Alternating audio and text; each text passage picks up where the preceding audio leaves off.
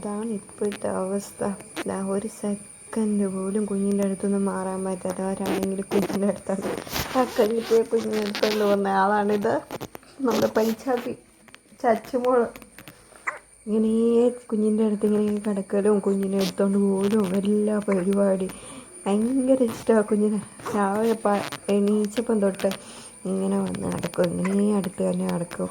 കുഞ്ഞിനെ നോക്കട്ടെ, കുഞ്ഞ് കരയുന്നു എന്നൊക്കെ പറഞ്ഞ് എല്ലാവരെയും വന്ന് വിളിച്ചുകൊണ്ട് പോവും. പിന്നെ തക്കം കിട്ടിയത് എടുത്തോണ്ട് പോവും, തന്നെ പൊക്കാൻ നോക്കും, പൊക്കിക്കൊണ്ട് പോകാനൊക്കെ ശ്രമിക്കുന്നുണ്ട് ഇടയ്ക്ക്.